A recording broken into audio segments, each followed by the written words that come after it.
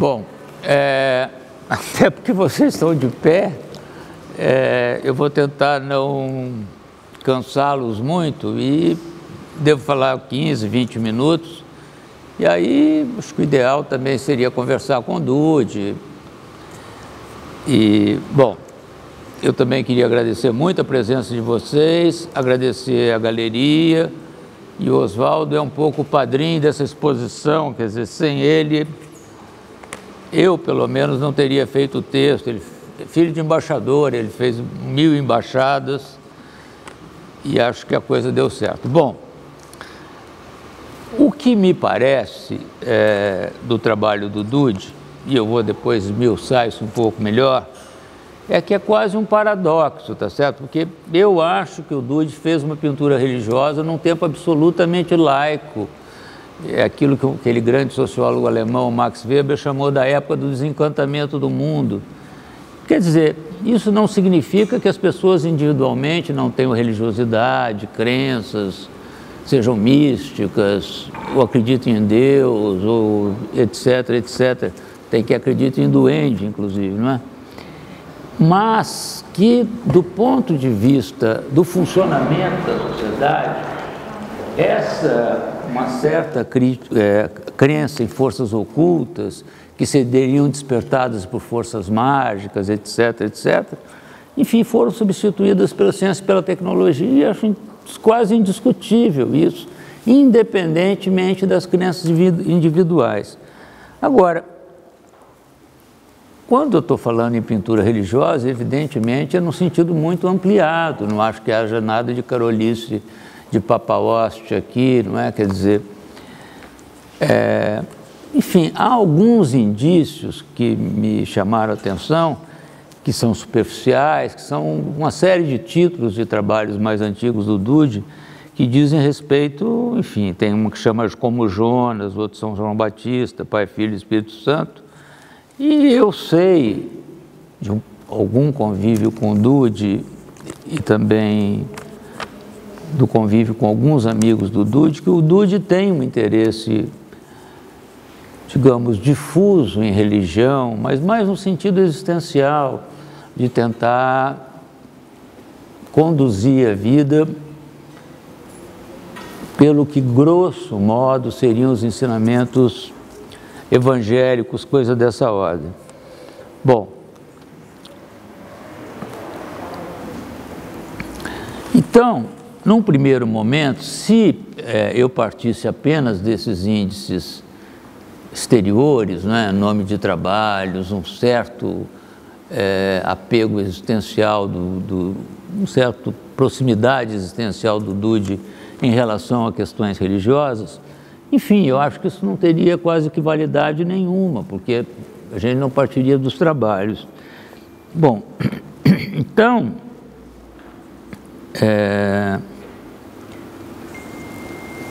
foi justamente, me parece que na observação mais detida dos trabalhos, que essa questão me ficou muito clara, porque se vocês repararem, tudo no trabalho do Dude é relativo à luz. Num sentido também meio exterior, ele faz uma homenagem meio tangencial, mas faz, tanto ao Sérgio Camargo quanto ao Guinhar aqui atrás, que são também dois artistas, grandes artistas brasileiros, e que trataram da luz de maneira absolutamente diferente. Sérgio Camargo de uma maneira muito construtiva, naquela segmentação dos cilindros, paralelepípedos, cubos, etc. E pela remontagem dele, ele conseguia fazer com que a luz incidindo ou sobre o mármore branco ou sobre o negro belga, no caso do negro belga, como ele é negro, a questão da sombra e da luz não funciona tão precisamente. De maneira a que, por essa remontagem, um processo construtivo de formas sólidas, não só ele rompia com uma certa opacidade do sólido, né? Quer dizer, você, ao tirar do sólido essa interioridade burra e remontá-lo de modo a que se produzisse a possibilidade de se ver num sólido inteiriço, há possibilidade de uma remontagem, e quando a luz incide sobre essas superfícies muito rigorosamente organizadas, se produzem resultados que são, em última análise, e aí qualquer um que tenha visto um Sérgio Camargo, sobretudo de mármore de Carrara, mais ou menos sabe o que eu estou dizendo, porque você sabe, aquilo tem regras claríssimas de construção, e depois, quando você depara com o trabalho daquele, os efeitos de luz acabam produzindo uma espécie de curto-circuito nessa racionalidade, e eu acho que é uma das coisas mais interessantes do Sérgio Camargo, porque se vocês pensarem bem,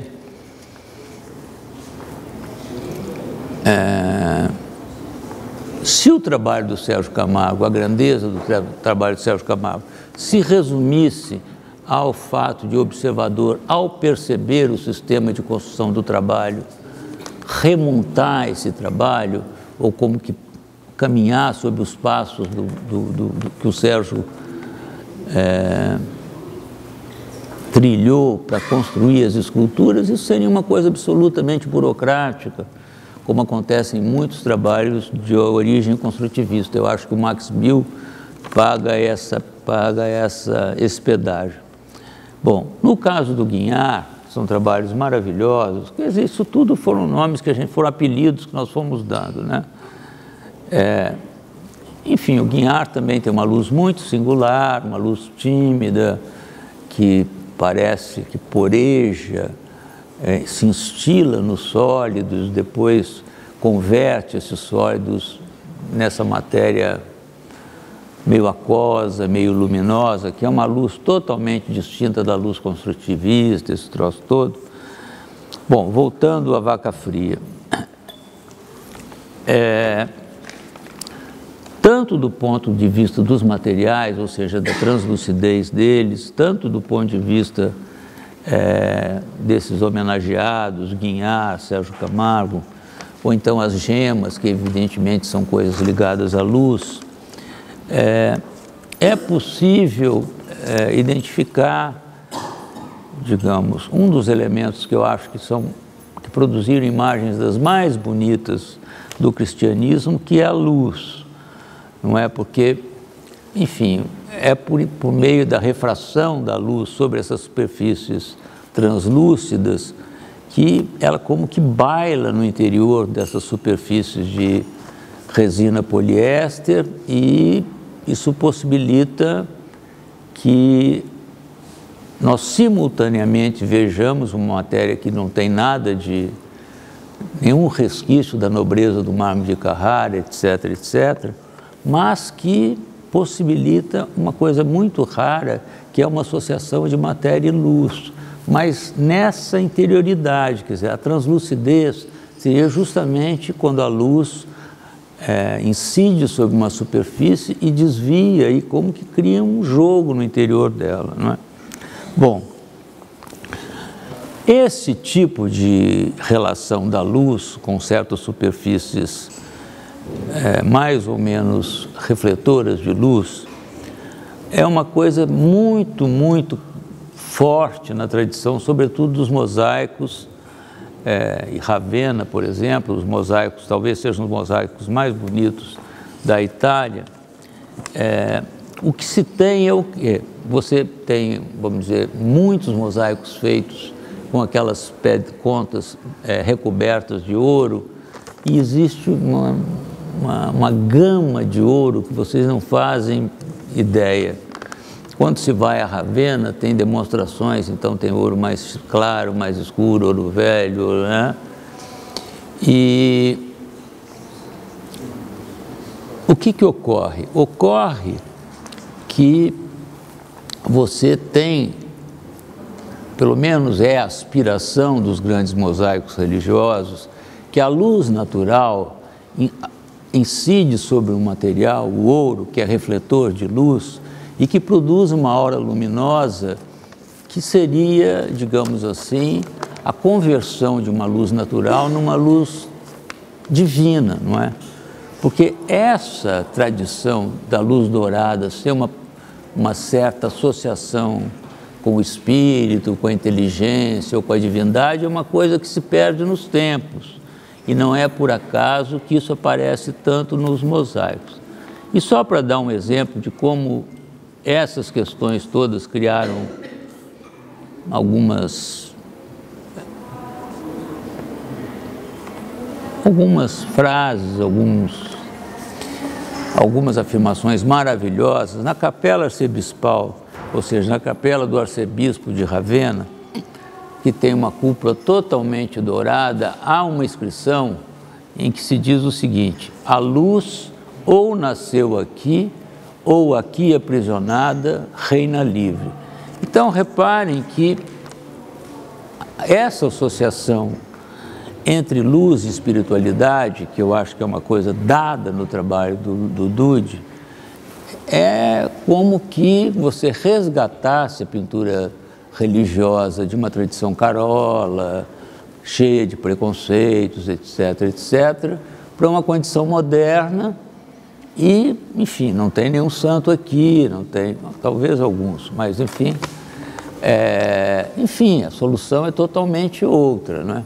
Agora, uma série de afirmações ligadas a essa metafísica da luz, que são muito bonitas, também conduzem a uma espécie de viés quase oposto, porque só existe essa espécie de elogio da luz pela sua dimensão incorpórea, e isso vai criar, porque, por um lado, uma espécie de correlato da luz com a alma, porque a alma também seria incorpórea, mas isso tem uma espécie de contra-efeito extremamente prejudicial, que é uma espécie de preconceito enorme em relação à matéria e, sobretudo, em relação ao corpo humano, não é? Enfim, não preciso dizer para vocês, isso aí é um negócio imemorial, não é? E com sequelas horrorosas, não é? E, bom, o que eu acho, talvez a coisa mais da matéria, porque se não houvesse essa refração, não é, dessa luz que incide sobre uma superfície religiosa, com aspas ou sem aspas, foi fazer com que esse preconceito que a tradição religiosa impingiu à luz, essa oposição entre corpo e alma, matéria e corpo, etc., etc., a luz só poder ser experimentada sensivelmente por meio da matéria, porque se não houvesse essa refração, não é, dessa luz que incide sobre uma superfície translúcida e como que brinca nesse interior, e, enfim, essa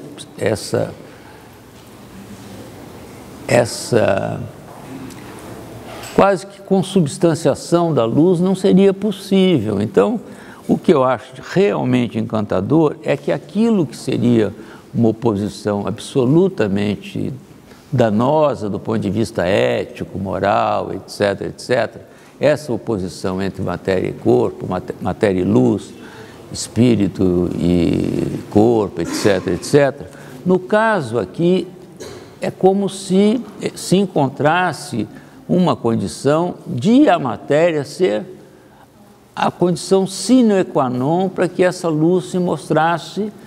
Eu até dei o nome de alegria luminosa da matéria, porque, enfim, a matéria deixa de ser algo ligado ao pecado, às tentações, enfim, tudo que o Bosch pintou, que é um Carola de 4 costados, embora os surrealistas achassem que não era, mas é um papa-hóstia de 10ª qualidade, embora fosse um grande pintor, isso não vem ao caso, não é? Fazer disso, enfim, conseguir, e eu acho que isso não é rigorosamente pouca coisa, de uma coisa totalmente dissociada, em que um é salvação, outro é pecado, fazer com que o que seria o pecado fosse a condição da redenção da matéria, como se essas duas coisas, em vez de se excluírem, fossem condição uma da outra. E, enfim, eu acho que isso não só é uma coisa dificílima de ser conquistada, mas também, e aqui eu vou encerrar, como vocês sabem, isso não tem nenhum segredo, pelo menos a partir da pop, sobretudo do Andy Warhol, enfim, talvez a grandeza do Andy Warhol resida sobretudo no fato de ele ter revelado, melhor que qualquer um dos pop, que o conhecimento da imagem do mundo antecede o conhecimento da realidade. Enfim, nenhum de nós conheceu a Marilyn Monroe, não é? Quer dizer, conhecer, que eu estou dizendo, é como eu conheço o meu pai, a minha mãe, um amigo, Paulo Pasta. Outra coisa, o que é? Você tem um fã-clube da Marilyn Monroe, não é? Mas conhecer a Marilyn Monroe, quer dizer, no sentido que você conhece um filho, um amigo, um irmão, um pai, é outra coisa, não é? E ele não só tornou isso absolutamente explícito, porque o que ele faz? Ele fazia. Ele pegava um filme B da Marilyn Monroe, Niagara Falls, não é B, é D. Comprava um still da Marilyn Monroe, os direitos, porque lá, se você não comprar os direitos, você vai para o tribunal, e fazia um silk screen da Marilyn Monroe, e naquela série, que são, se eu não me engano, 9, que é inclusive um trabalho sobre papel, que nós chamamos de pintura por um vício de linguagem, porque aquilo é silk screen, aquilo não é pintura, e não pode ser pintura, porque se aquilo fosse pintado, essa espécie de relação cool que você tem com a imagem ia para o beleléu. Vocês imaginem pintar, tanto que quando ele pinta o Mao Tse-tung com aquelas pinceladas supostamente expressionistas, aquilo é quase que uma contradição nos termos. Então, o que talvez seja a grandeza máxima do Andy Warhol é revelar um mundo que é muito verdadeiro, embora eu não ache que a imagem tenha recobrido a realidade, em que há essa precedência da imagem sobre o mundo, a ponto de um teatrólogo como Rainer Miller dizer que nos nossos dias parece que a realidade virou fantasia, porque quem é que conhece o 11 de setembro, não é? A não ser Dois Gatos Pingados e os Mortos, não é? Ninguém, não é? Isso tudo é conhecido por imagem, a morte do Kennedy, enfim, o Elvis Presley, tudo isso. Então, eu acho que isso também levou uma retórica sub-pop, porque depois isso vai dar no Richter, que eu acho um pintor lamentável, para não dizer palavras mais fortes. O Richter? Lamentável? Lamentável, porque não há nada no Richter que justifique ele não parar de pintar. Tá certo? Porque ele está dizendo, hoje eu posso pintar um retrato academicamente, amanhã eu posso fazer uma pintura figurativa que se chama abstrata, amanhã eu posso pintar como Caspar David Friedrich, então para de pintar, porque ele está querendo dizer o quê? Ele está dizendo que o estilo é uma empulhação. Então para de pintar, se você está o tempo todo duvidando do seu meio de expressão, então para com isso, cara. Mas só desculpa pregar, não, claro. Mas assim, o Hockney, isso era um paradigma para mim, que ele falava assim, que ele acordava de manhã, ele podia pintar tanto o retrato da tia dele quanto um tênis vermelho. E ele sentia que isso era um ato de liberdade, que ao contrário disso, ele via artistas que caíam na sua própria armadilha, que acabavam conjugando toda uma ideia que acabava, vamos dizer assim, cerceando essa liberdade, né? Que eu acho que se atribuiu ao Richard de ele poder exercer isso infinitamente e acabar esvaziando. É isso que você quis dizer, não é isso? Não. Mas eu acho que o Hockney quis dizer isso como uma conquista de um tipo de artista livre, eu sei, mas, Dude, o que eu estou querendo dizer é o seguinte, você é escravo desse troço. Agora, isso é uma libertação. Mas isso é a sua libertação também, cara. Não, que é o seguinte... Eu nem saberia ser diferente, eu não sou o Hockney para poder levantar isso. Não, é mais do que isso, Dude. Você... O Matisse, no jazz, tem uma frase que ele diz o seguinte, que ele admirava os grandes pintores japoneses do século XVIII, Hokusai, Hiroshige, Utamaro, porque todas as vezes que eles ficavam famosos, eles mudavam de nome. E, enfim, ele fala, pois é, eles não queriam ser escravos de não só de um estilo, mas da própria fama, entendeu? O meu problema com o Richter, eu estou cagando pro Richter, entendeu? Ele não povoa meus pesadelos, ele não povoa os meus sonhos. Eu acho que é uma coisa totalmente farisaica, entendeu? Para de pintar, pô, se é pintura, porque ele diz o seguinte, os sentidos enganam. Como é que uma pessoa que acha que os sentidos enganam pode pintar, pô? Bom, enfim, não vamos nos perder. Não, mas o que eu estou dizendo só é que ele também se norteia, porque metade das fotos dos trabalhos do Richter são feitos sob fotografia, não é? Alguns interessantes, talvez do Baader-Meinhof, algumas coisas. Agora, é tudo com uma distância absoluta, porque se você faz uma pintura abstrata que você chama de pintura abstrata, é uma figuração do abstrato, sim, não é? Quer dizer, enfim, para de pintar, não é? Só que aquilo vale 10 milhões de dólares, pô. Não, eu não gosto do Richter, pelo contrário. Bom, eu sou uma minoria, porque qualquer quadro daqueles abstratos... Não, bom, então, só para terminar, eu vou de fato poupá-los. O que eu acho que há no trabalho do Dude, porque pensa comigo, não é? Imagem é luz, tá certo? Quer dizer, qualquer imagem, seja fotográfica, seja de vídeo, é luz, não é? O que eu acho que foi o grande esforço do Dude foi converter essa luz numa coisa que está entre a matéria e a luz, quer dizer, dar uma certa corporeidade à imagem, porque, enfim, cara, depois do Andy Warhol, que de fato eu acho um gênio, quem é que tem um monte de sucedâneos, não é? Agora, com grandeza, eu tenho muitas dúvidas.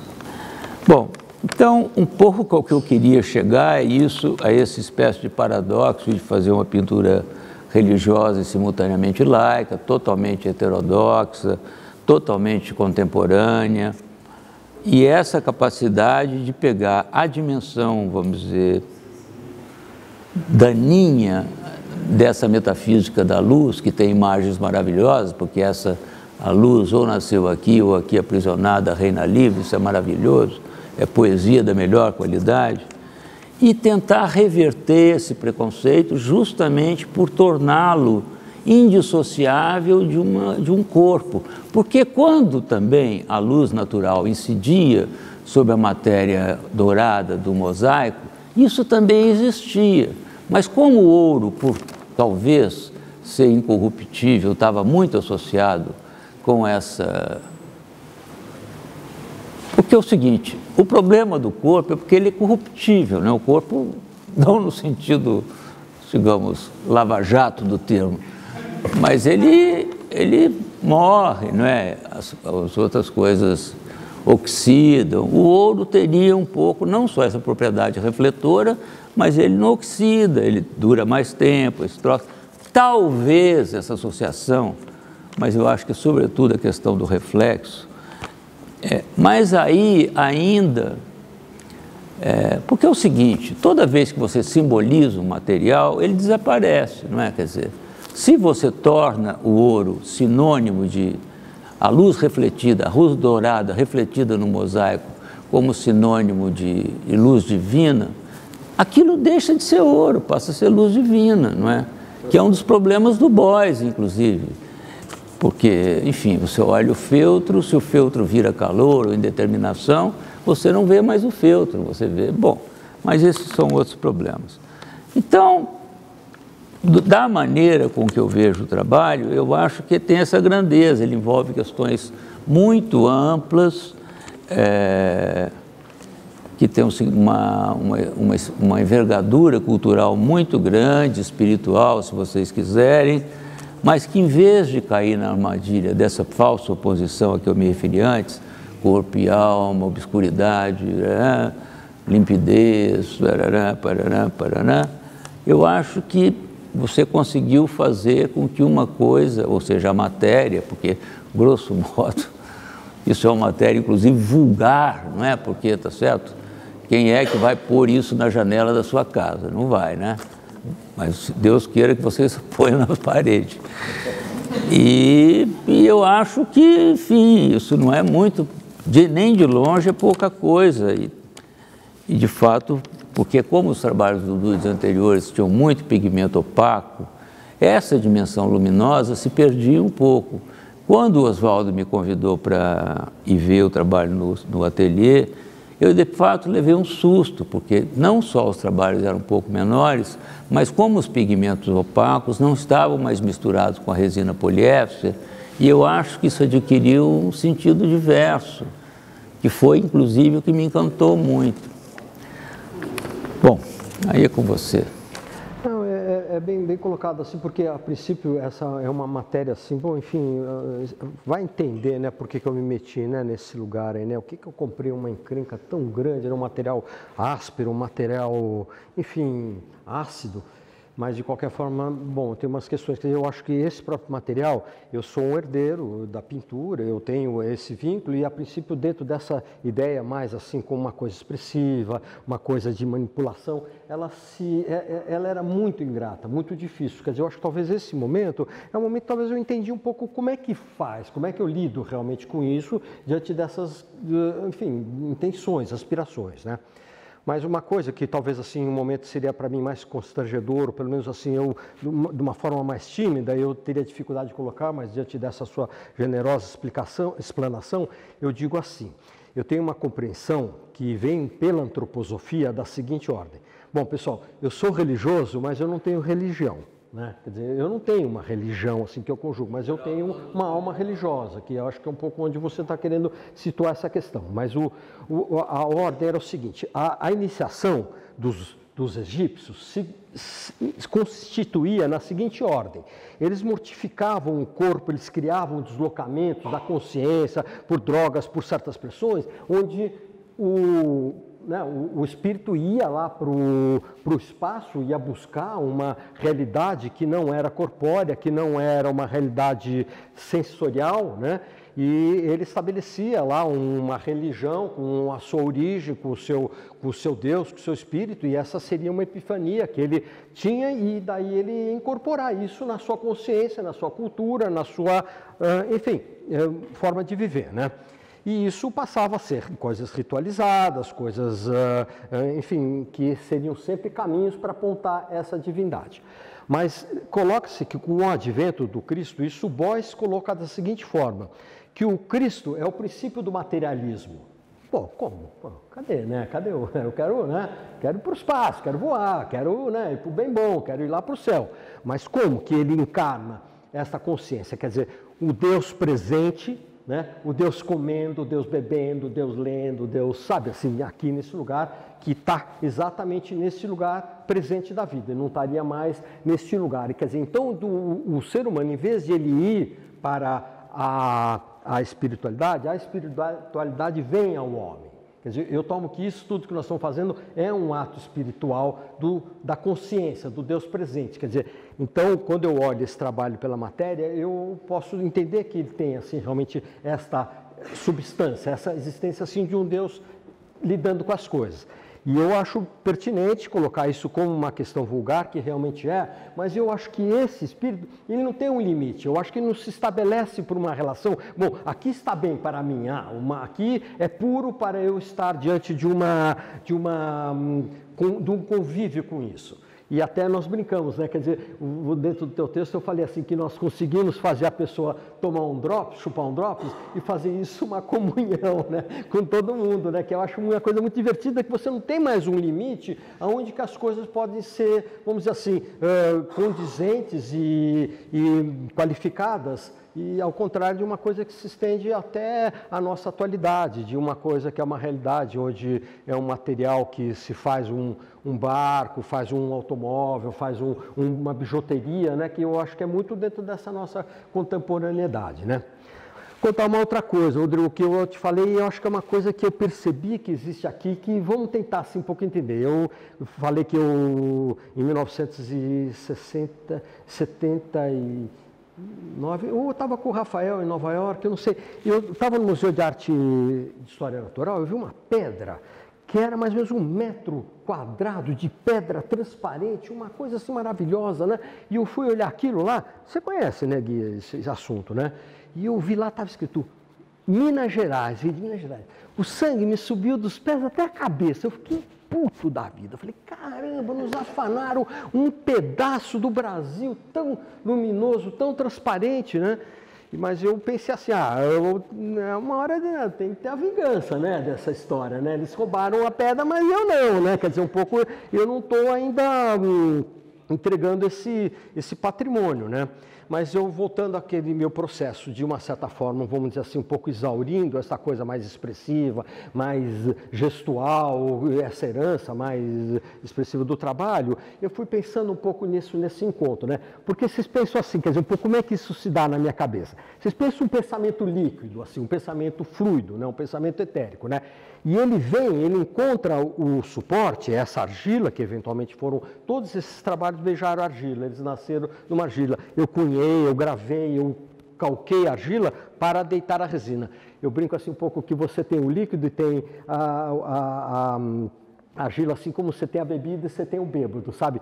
Um encontra o outro, né? E aí realmente se dá o porre, assim, da coisa, né? Quer dizer, eu entendo assim que o yin encontra o yang, na medida que uma coisa que não tem forma é um material totalmente amoral, amorfo, sem nenhum propósito de vontade ou de valor, sei lá, você pega um material que já tem mais, assim, um valor agregado, um certo... identificação, né, nos valores, aqui eu acho que ele não tem para mim, né? Então justamente eu acho que é um desafio que se deu para mim dessa ordem, não tem, eu tenho que achar um pouco, sabe, quer dizer, como que essa coisa pode ser colocada diante de uma relação que pode se dar dentro de uma ideia e ela encontre a sua corporalidade, né? Eu acho bastante... assim, feliz, eu gosto muito que você olhe assim realmente pela materialidade, que eu acho que é o contrário, porque eu penso assim, às vezes tem muita gente que viaja no astral, que tem realmente uma epifania, como é que diz assim, o Goethe fala assim, se você hoje, nesse exato momento, tivesse uma visão de Deus, pá, viu, maravilha, uma epifania não tem nome, isso é uma coisa assim incomensurável, mas ele dizia que moralmente era muito pouco. Não queria dizer nada, e daí, né? Quer dizer, como é que é? É como se você tivesse um líquido precioso que se derrama entre as mãos, entre os dedos, não tem como reter. E eu entendo assim que eu acho que tem uma questão moral aí por trás desses trabalhos, que eu me sinto assim, realmente que eu trabalho muito o corpo moral, um pouco de dar acolhimento por um lugar onde não tem valor, um lugar bem áspero, bem vulgar, como você diz, e conseguir trabalhar essa relação, esse caminho que poderia ter um significado e realmente nos dignificar, sabe? Nos dar espírito para ler esse trabalho, né? Que eu acho realmente uma conquista bastante valiosa, assim, de podermos estar diante dessa questão, né? Bom, enfim, eu penso assim muitas vezes assim um pouco que um trabalho tão ingrato de se lidar como uma forma assim mais prazerosa, mais incentivadora, mas às vezes como eu associei uma coisa moral, eu associei um pouco assim, sabe, um pouco que nem um pouco viver em São Paulo, sabe? É um lugar que ele é assim cheio de entraves, cheio de, né, ele junta os bandidos, separa os amigos, ele tem tanta desarticulação, mas é um lugar onde de uma certa forma você encontra teu corpo, entende? De desenvolvimento, de enfrentamento, de achar, entende, uma situação como essa, assim, que sabe que temos todos empenho em querer compreender e lutar por algo, sabe, que acaba assim um pouco fazendo sentido para as nossas vidas, né? Agora, um pouco voltando àquela questão um pouco da pedra, dessa coisa, eu tentei associar, porque como esses trabalhos também um pouco beijaram a lama, eu pensei um pouco nessa coisa assim de Mariana, né, que a lama invadiu Minas Gerais, né, que coisa triste que aconteceu, né, por um outro lado, assim, esse tesouro da nossa terra, eu queria entender um pouco se isso poderia ter ou não uma coisa que pudesse conversar com a nossa brasilidade, sabe, quer dizer, se isso aqui é uma coisa sendo feita aqui, sabe, no nosso lugar, no nosso tempo, com a nossa identidade, com a nossa cultura, né. Tá certo? O Richter, você falou, você podia ter me dito antes, né? Porque eu paguei muito pau pro Richter, né? né?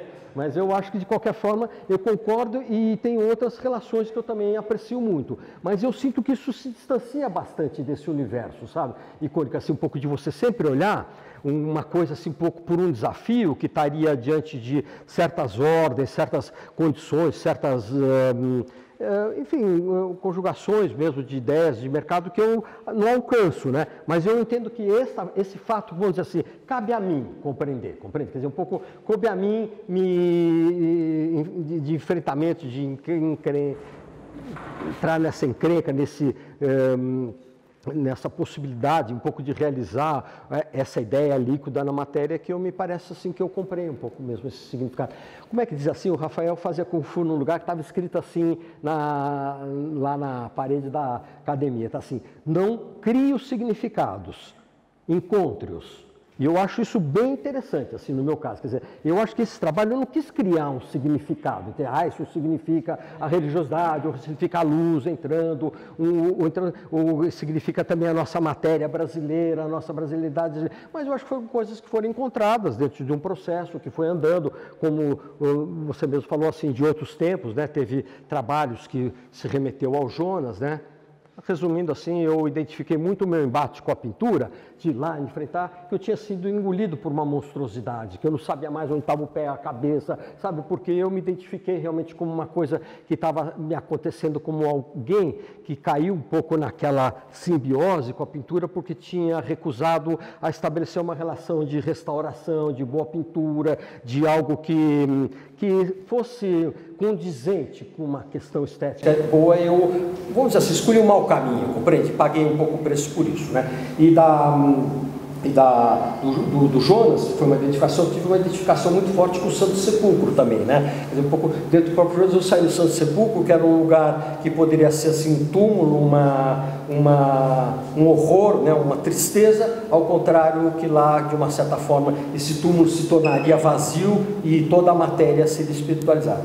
Tem uma colocação que eu não vou conseguir chegar até ela, Rodrigo, mas tem uma colocação da hinduísta que eles falam dos corpos. Quando eu revisito o astral, tenho humanas. Quando eu revisito o etérico, tenho o Buda. E quando ele visita a matéria, o espírito de matéria, é isso que você está falando, chama-se Atma. E o Atma é quando toda a matéria é espiritualizada. Tudo isso aqui é espírito, entende? Não é mais matéria, não estamos discutindo, sabe, se isso tem valor ou não tem valor. São questões que eu acho que me parece que realmente a gente consegue transformar essa questão por uma questão de espírito, né? Outra coisa assim que me ocorreu, um pouco o Faisal, que me pegando um pouco essa... Deixa o Faisal me jogou um pouco assim uma questão, que o Amílcar de Castro colocava o trabalho dele da seguinte ordem, que ele não trabalhava com alumínio, porque o alumínio, ele não tinha caráter. Que Faisal? O Faisal. Fábio Faisal? Ah, desculpa, Rafa. Tá, entendi, porque tem o irmão, tá, desculpa. Bem colocado. O Fábio Faisal... Mas o Amílcar de Castro dizia que ele não trabalhava com alumínio porque o alumínio não tinha caráter. Por quê? Se dobrava facilmente e não se corroía. Mas eu fiquei pensando assim, que o trabalho do Amílcar de Castro tem 5 centímetros de espessura, ele podia correr à vontade, assim, que nunca ia destruir a estrutura do trabalho, né? E a dobrada, ele punha lá realmente uma prensa muito poderosa, estava jogado no mundo, estava resolvido o problema. Muito interessante, que eu achava de ele atribuir um caráter à matéria, que eu entendo um pouco esse problema que existe no meu trabalho, que também é um pouco essa reticência, preconceito, ou de uma certa forma justo, assim, de falar, puta, mas que trabalho, que material que o Dude trabalha, né? Eu nunca me esqueço, uma vez eu pintei um trabalho em acrílico, primórdios da pintura acrílica, eu mostrei para o Wesley e para o Babinski, né? E o Wesley falou assim, puta, que brilho vagabundo, que tem esse troço, né? E o Babinski estava rindo assim, daí o Wesley falou, pô, mas por que você está rindo? O Babinski falou, é que eu gosto do brilho vagabundo, né? É um pouco o que me aconteceu, quer dizer, um pouco eu gosto, assim, um pouco também, né, do brilho vagabundo, né? Mas voltando ao Amílcar de Castro, eu entendo assim que, eu costumo dizer assim uma coisa que o Boi fala que eu adoro, assim, ele fala que as pessoas não têm qualidades nem defeitos, elas têm características, né? E eu acho que mais do que nunca, material também não tem qualidade nem defeito, o material tem características. E eu acho que o meu trabalho também, ele se corrompe, ele também se transforma, é uma coisa bastante crítica que teria para você olhar, quer dizer, eu não acho assim, por exemplo, que eu teria uma ação, o plástico é uma coisa meio, vai demorar uma eternidade para se corroer, para se dissolver, né, para ser absorvido pela natureza. Eu não acho, acho que ele tem de uma certa forma também características próprias, que são transformadoras, às vezes inquietantes. Eu já sofri muito no meu estúdio, que eu pintava um trabalho, daí eu chegava depois de uma semana, o trabalho tinha transformado inteiramente, era triste, né? Falava, puta, que agora, né? Como é que eu me garanto assim diante do mundo onde ele quer uma estabilidade, ele quer uma certa permanência do teu trabalho no mundo, né? Me lembrei de uma coisa que talvez me consolasse assim, um pouco, né? Que o Picasso dizia assim, que o museu comprava um trabalho do Cézanne. Pagou uma pintura bacana, né? Que a primeira coisa que o museu fazia, ele dava uma envernizada no trabalho do Cézanne, né? Por quê? Ele ia vender o cartão postal, ele ia vender a imagem, ele ia capitalizar. Então ele dizia que a instituição pegava tudo para ela e não deixava nada para o Cézanne, porque ele preferia que caísse o quadro inteiro e ficasse um quadradinho do Cézanne do que toda uma imagem congelada, né? E eu acho que nesse aspecto, eu acho que um pouco me consola de uma certa forma. Depois, num tempo, sei lá, disso tudo transformado, carcomido, caído, eu não sei bem o que é destino, mas que de uma certa forma não passou esse espírito, vamos dizer assim, essa coisa que de uma certa forma impregnou um significado que foi, para mim, quer dizer, como é que disse assim, o Cristo, assim, eu acho assim, o primeiro artista conceitual que falou assim, passarão até céu e a terra, mas não passarão as minhas palavras. Essa porcaria toda daqui a pouco eu não estou mais aqui também, né, Rodrigo? Quer dizer, não sei, isso aqui daqui a pouco não existe mais para mim, mas talvez a palavra seja uma coisa que vai estar aí diante de todo um cultivo, uma cultura e algo que possa ter, vamos dizer assim, significado nas pessoas, né? Bom, enfim, pessoal, é uma questão mesmo assim, né? Eu considero, talvez o Rodrigo também falou. Eu acho que na sua fala você ainda privilegia um pouco o espiritual demais. Você acha que eu estou um pouco desgarrado? Sim? Eu estou ainda egípcio? Não sei, porque, por exemplo, o erotismo não há nada mais material, não é? Quer dizer, e no entanto é uma experiência, por exemplo, para o Bataille, o erotismo e o êxtase de Santa Teresa são duas coisas mais ou menos semelhantes, porque você passa do 2 ao 1, quer dizer, Santa Teresa tem 4 movimentos de oração em que ela se dissolve no corpo de Deus, entendeu? Quer dizer, essa fusão, e aí eu acho que se você entendeu, porque coisa mais material que o erotismo, não, difícil, né? Quer dizer, você sabe do que eu estou falando. Não, mas tem uma coisa também que é uma energia, tem muita coisa que é muito... Não, tudo sim, mas você não toca energia, você toca no corpo de uma mulher ou de um homem. Enfim, então... Seu corpo não tem, né? Não, e graças a Deus, né? Não, estou falando sério, mas o que esse livro do Bataille é muito interessante, que ele acha que certas experiências místicas são muito fusionais, como são algumas experiências eróticas e como são, inclusive, algumas drogas. Eu acho esse raciocínio muito produtivo, mais do que isso. Eu acho que é uma coisa porque todos nós passamos, e ai daquele que porque não passou por isso. Agora, enfim, então... Mas você achou que eu falei mais do espírito do que dos trabalhos, é isso? Sim, um pouco. Não, eu acho que você privilegia o espírito um pouco, digamos. Mas eu acho que a princípio era o verbo, né? Quer dizer, isso é uma crença minha, tá certo? Isso é uma ordem que eu conjugo, né? Eu já discuti muito com o Oswaldo. Oswaldo não, acho que o princípio é uma partícula material, entende? Quer dizer, eu tenho essa contrapartida que eu acho que a princípio era o verbo. Quer dizer, você compreende? Quer dizer, um pouco eu também estou nesse viés, né? Não, tudo bem, tudo bem. Agora, eu não acho que...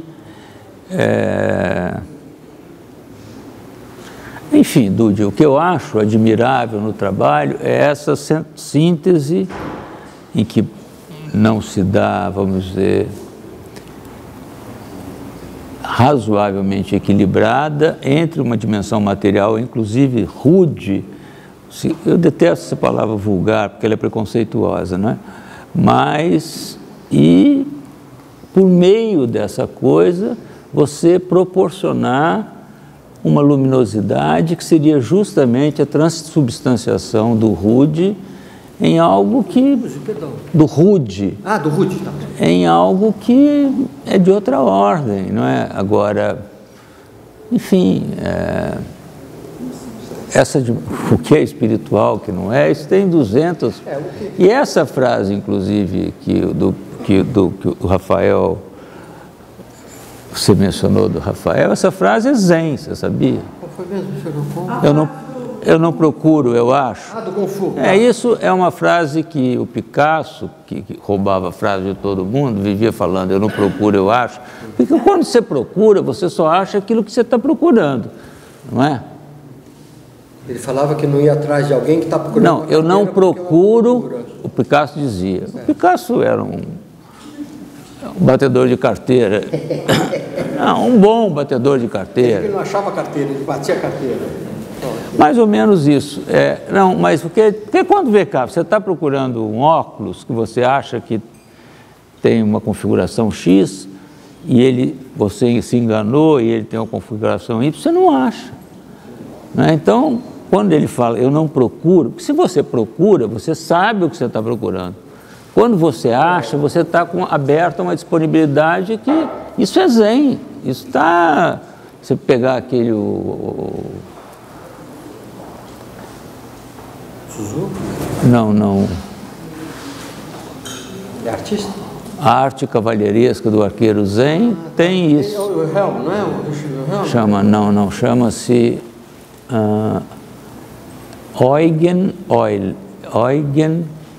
Herr Igel. É um livro fininho da editora Pensamento, mas vale a pena ler, é um negócio muito interessante. Agora, quer dizer, eu entendo que assim, um pouco, que talvez eu concordo, assim, um pouco de tentar um pouco assim, localizar assim, uma coisa que é tão inarticulável, né? Mas de qualquer forma, quer dizer, você prefere mais localizar essa realização como o fundamento, um pouco desse fundamento, o que poderia ser a luz, que poderia estar, vamos dizer, contando, está revelando. Não, Dude, vamos voltar aqui, nós precisamos rezar uma missa aqui, mas, quer dizer, o barato do cristianismo é que a dimensão, pelo menos eu acredito, mais dramática do cristianismo é quando, no jardim do Getsemane, ele fala, Pai, afasta de mim esse cálice. Por quê? Porque ele vai morrer, ele é um homem e ele é filho de Deus, tá certo? Quer dizer, ele tem uma dupla natureza que é trágica, tá certo? Porque ele tem um destino predeterminado. E essa dimensão trágica não existiria se ele não fosse carne, não é? Quer dizer, matéria, não é? E, enfim, então, quer dizer, o cristianismo todo nasce com base nesse cisma, nessa... Eu confesso que eu já pedi um pouco para ser afastado desse cálice, assim, um pouco que me coube, assim, né? Que é um cálice ácido, como eu falei mesmo do embate áspero, né? Triste um pouco, né? Com toda uma coisa, eu tenho que trabalhar com uma máscara, né? Eu tive um sonho muito louco, eu tenho uma máscara que eu durmo com uma máscara que eu tenho apneia, né? E eu estava começando a ter uma apneia, de repente eu lembrei do Calbi Peixoto, falou, canta, cara, e daí eu falei, cantei, daí eu me lembrei da minha apneia. Tirou a peruca? Não? Tirei a peruca. E eu acho que talvez nesse sonho tem um pouco também essa aspiração, um pouco de eu tirar essa máscara, desse filtro, de poder... Quer dizer, esse mito do rock, ele me assombra um pouco, sabe? Dor de peita, sabe? Feliz, fazer uns trabalhos tão prazerosos assim, ao contrário um pouco desse estigma, né? Desse artista que tem um pouco esse estigma. Vamos hierarquizar as coisas. Quem é o Rockney perto do Matisse? Ninguém. Não, Nada, ninguém, coisa nenhuma. Quer dizer, o Rockney não serviria para limpar os pincéis do Matisse. Porra, eu estou mentindo? Eu acho que eu tive toda a razão, assim. Bom, mas então, o Matisse tinha um estilo. Você está falando, tem aquele, como é que é aquele espanhol bêbado que entra na igreja, né? Ele começa a entrar assim, tem cheio de santo, né? Ele olha para um, para outro, ele fala, não habla com esse santito de merda, habla com o chefe. Você é assim, né? Você não habla com essas porcarias desses Não, rock, né? Não é isso. Falar com o Matisse, com o chefe. Não digo mais, como dizia minha afinada mãe, fazer bem feito, senão é melhor não fazer, não é? Quer dizer, por que eu... Enfim, Tá bom, mas eu Não, quer dizer, eu acho que o Matisse mesmo diz isso nessa frase, quer dizer, se você ficar escravo de um estilo, de uma reputação ou de um negócio, você fica escravo, não é? Agora, o Matisse tem uma trajetória muito diversificada, não é? Quer dizer, sempre é uma pintura alegre, embora ele fosse a pessoa talvez mais angustiada que eu já conheço, não dormia, essa coisa toda. Agora, enfim, quer dizer, porque o que eu acho é o seguinte, por exemplo, quando começou essa moda de todo mundo fazer fotografia, porque a fotografia virou... Não, todo mundo, aqui, todo mundo. Enfim, não é assim, tá certo? Quer dizer, não é que não tem nenhum problema de fazer fotografia, não é? Mas eu não estou defendendo o específico fotográfico, é que você sabe melhor do que eu, quer dizer, a cor não é um gato angorá, né? Vem cá, bichano, vem, né? Vem vermelho, vem. Não vem porra nenhuma, não é? Quer dizer, então, se você não tiver com o seu trabalho uma relação de conquista, isso que me incomoda no Richter, entendeu? Quer dizer...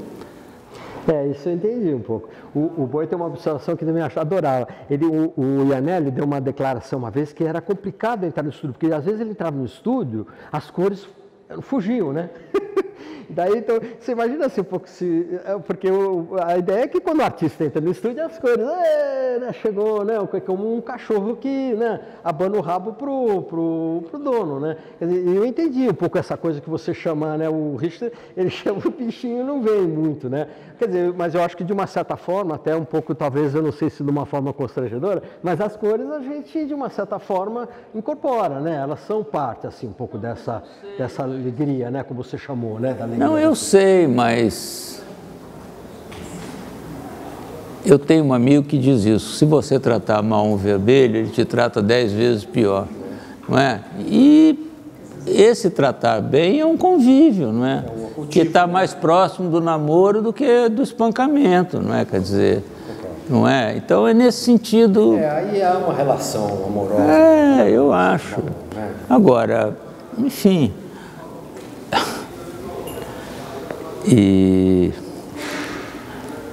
Bom, tá bom, né?